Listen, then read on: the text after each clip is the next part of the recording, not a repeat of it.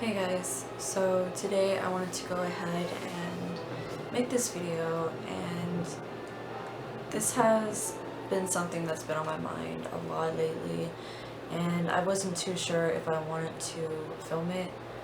Out of respect, I was just kind of on the fence about just filming it, and I felt like, especially right now with everything that's going on, that it would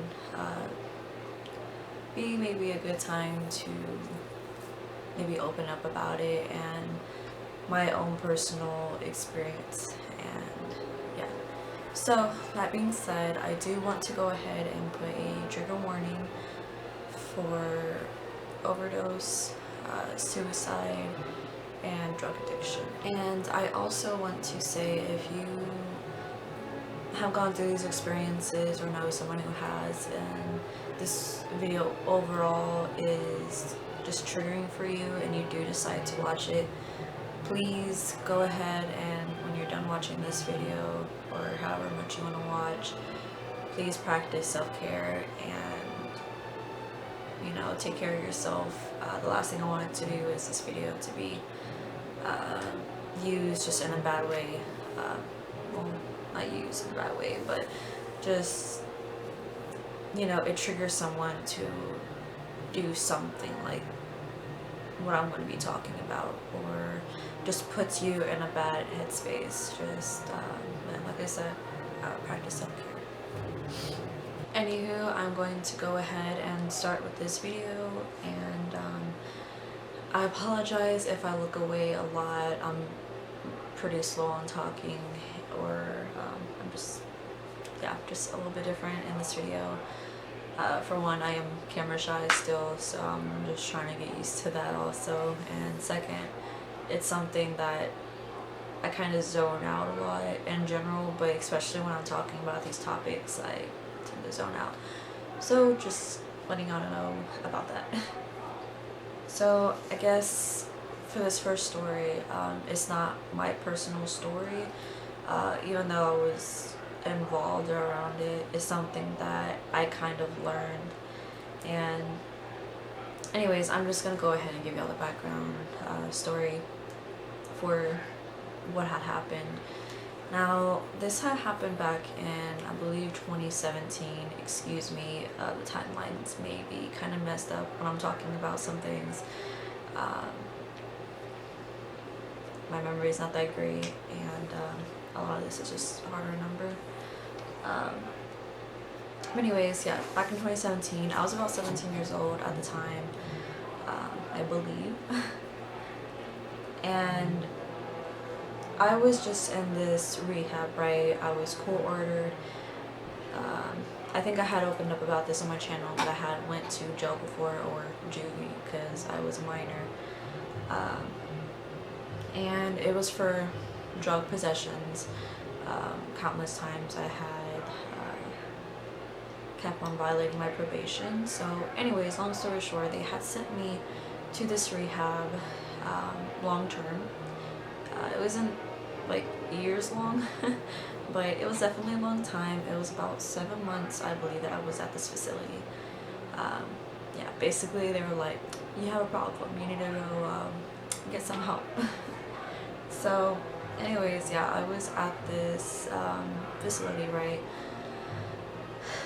And sorry, I'm like looking at my notes right now because I had to write some things down in case.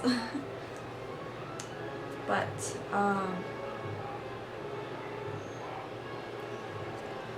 basically what had happened, I'm not going to be using any names out of respect to the girl that had went through this. So long story short, or one of my, well, I forgot what we call them, like basically the girls that I was living with, right? So I was inpatient, so I wasn't going home every day. I was pretty far away from home, actually. I was about 45 minutes maybe in this facility away from home. And yeah, so I was there, and while I was there, there was this. Um, I'll just use a fake name, just so it doesn't really get confusing. I'll call her Marissa. Okay. So Marissa was there inpatient as well for a little bit. I don't remember how long she was inpatient at the rehab facility for. I believe she had came in there due to suicidal thoughts. I don't know about everything that had happened to her, and I honestly don't remember, but I believe, yeah, obviously she came in there for self-harm or something related to that. And she was in there for a while, and she had ended up taking her life at the facility.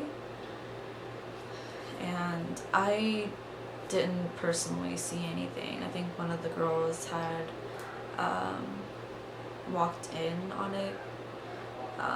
This is from what I remember of what happened.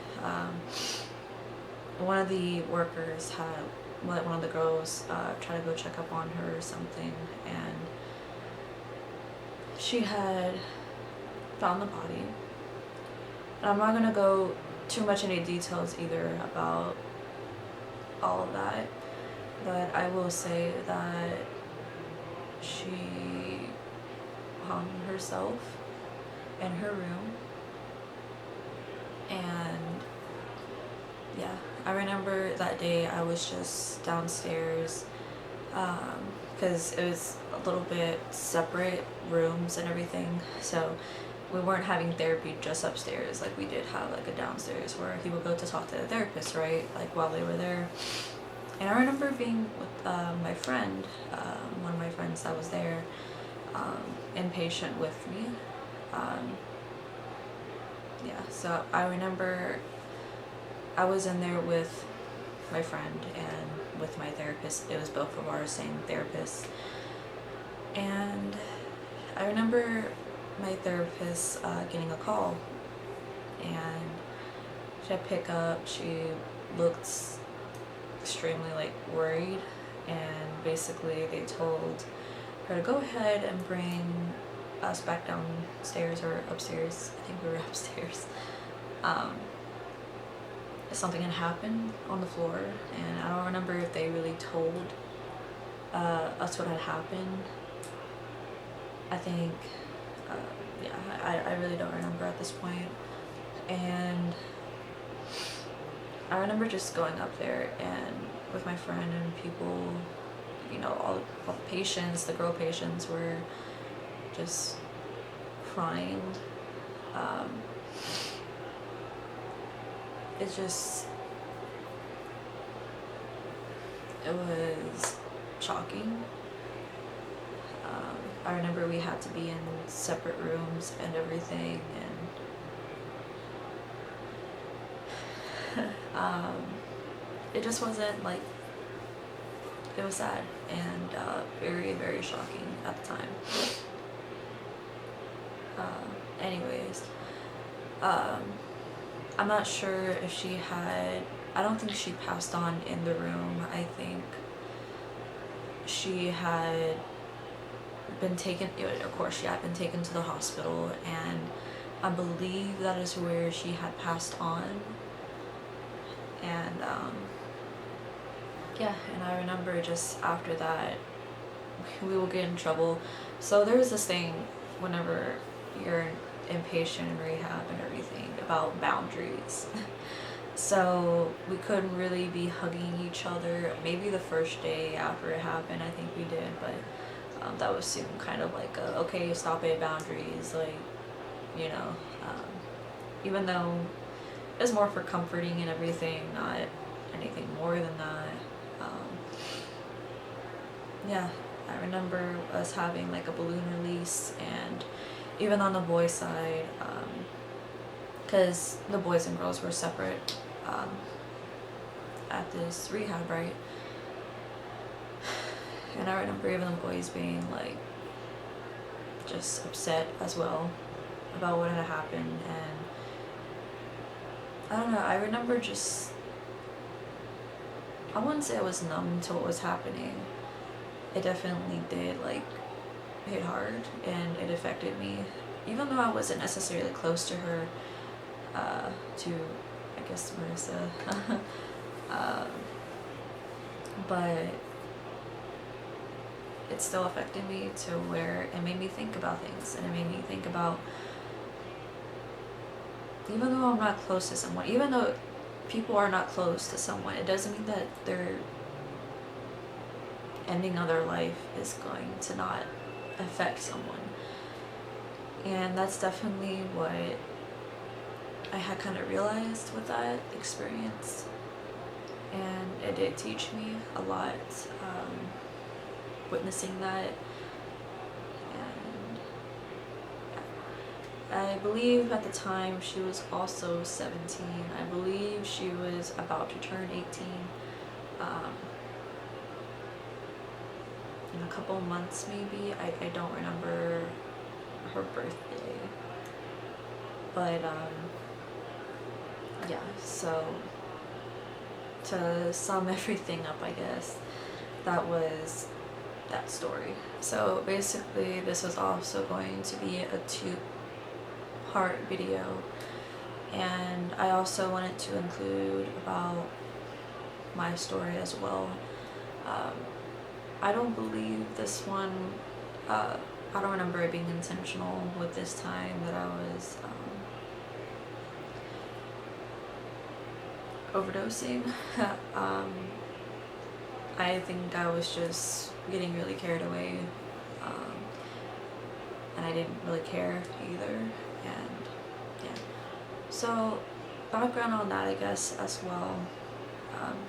Like I had mentioned earlier, I had an issue with drugs, right?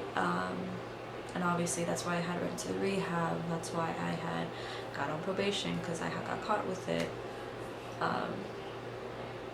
So yeah, so obviously I had an issue with drugs for, I believe I started when I was about 15 or 16. I think I was 15 at the time.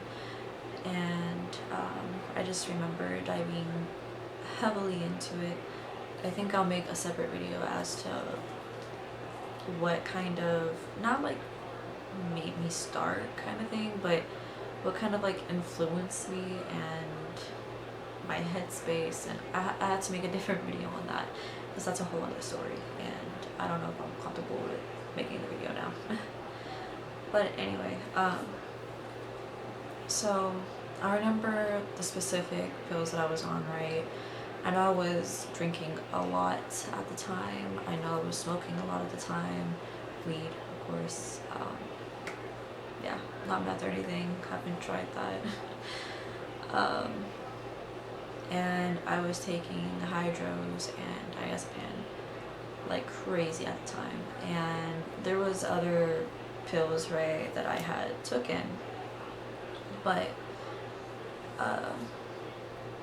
those are like my go-to. Basically, I had very easy access to these pills, and I used it as an escape, right? So, long story short, I remember just going through some shit. I think I was going through some shit with one of my exes, and I remember just trying to feel numb. I remember I was just, I guess I was feeling suicidal. I always had, you know, my own struggles I was dealing with. I was on other medication as well. I know I was on Vyvanse for a while, which is for my ADHD. And some other antidepressants. I think I was taking them at this time, actually. The day that this happened, and I think this time that I had overdose, I was maybe about 17. I would want to say I was about 17. And I think it was actually after I had left rehab as well. and I had got off of probation and everything. I finally got my shit together. So I'm not on it now, of course. But yeah, I remember I just took a lot of both and I didn't realize it, but I was overdosing, right? So I remember just taking that, I think it was midday maybe, and it was nighttime where I was, I think, just really feeling like my chest was like killing me, like I couldn't breathe. And I know I had asthma, um, which at the time I was smoking pretty heavily, so I was like, okay, maybe I'm just having an asthma attack or whatever. But yeah, I felt horrible. Like my chest was just tight, like it hurted, like it was very fucking painful. And I think I had told my parents about it. I was like, hey, I wasn't really feeling that well. And I think I vaguely remember them being just in my room and kind of watching over me. And they had like made the decision to go ahead and take me to a hospital because obviously I wasn't feeling well. And I think at that point I was shaking and I was like having an anxiety attack, I think. I don't know. I was anxious as hell. And yeah, so I remember going to the hospital and they had like, I guess, took my blood pressure. I don't remember all of what happened on that day, but I remember being in a room because I was admitted to stay there, and they were running tests and everything, and they had found out that I was overdosing. And I remember just being like, what? Like, what? What do you mean I'm overdosing? Like, you know, I was just used to taking so many fucking pills. I thought that, well, you know, shit couldn't happen to me, kind of thing, I guess. Even though I kind of wanted it to, because I was just not in a good headspace, basically. I remember they were basically, I guess, trying to get it out of my system and everything. I remember having an IV in my arm and everything, which I remember just I couldn't sleep at all whenever I was in the hospital bed. I forgot how long I was there for, but I remember I was there for at least 2 or 3 days. I don't know how long exactly though. And yeah, like I would just be turned on my side and I would be feeling like shit. Like it was just, yeah, like a matter of pumping it out basically, so I don't, you know. Hey guys, so I'm filming on my laptop right now because I didn't want to hook up my camera again and refilm the part that I wanted to. But I did want to go ahead and include the part about the withdrawals, and that was just hell. I was sweating, hot and cold sweats, and yeah, like it was painful, the whole experience that I was, you know, in the hospital. The showers, I felt like I couldn't like really, it was hard for me, like, I guess, to stand because of how much pain I was having in my chest. And I remember in visitation, I was just kind of like, I guess, like, realizing that I could kind of die because the pain that I was going through, I kind of felt like I wasn't going to make it. And I just remember saying that, like, oh, if I die, like, whatever. And I remember when you're withdrawing, like, I was a huge, like, I was fiending, right? I wanted my next fix still, even though I was detoxing and getting that shit out of my system, so I could live, you know. I remember I just kept on telling the nurses that were checking in on me, yeah, hey, like, I'm really hurting, I need more pain medicine, And I kept on telling them that, and I think they had eventually caught on that I was, you know, just wanting to get high and everything up whatever they were giving me. And yeah, that whole experience was just not fun. But yeah, I just wanted to include this. So. I think that's all I'm going to share for, I guess, that story time. Um, the point of this video is, I hope that if you have a problem like a drug addiction, or you're struggling with self-harm or any of that, please reach out, because things eventually do get better, and it takes time. It definitely takes time, and it takes work as well. And I do want to say that, you know, you have to want that change. For a long time I didn't want it. I actually didn't start really working on myself and just, you know, being more aware of my mental health and my addiction and everything until really about a year ago is when I think I started just, I really wanted things to change. I wanted my life to be different. I wanted to stop feeling so worthless. I wanted to stop getting in extremely bad relationships. I wanted to not put myself in bad positions for anything to happen to me. I knew I needed to take care of myself, and like I said, you have to want that change, and I think everyone can do it. Sorry, I can't see very well. But yeah, anyone can do it, honestly. So I guess with this video, I did want to go ahead and vent about it, because like I said, it has been on my mind a lot lately. But also as well, I hope it helps someone out there, and that's another big point of this video. I wanted it to help someone. If someone's thinking about it, if someone's just like losing hope or something, like, I get it. Like, I'm currently struggling to keep, like, you know what I mean? Like, I'm struggling to stay afloat too right now, especially with all what's happening with the pandemic and financial wise, and, you know, my own set of issues. And, you know, everyone has a story. Everyone's dealing with their own, you know, their own stuff, their own life. So I really hope this video just kind of helps someone.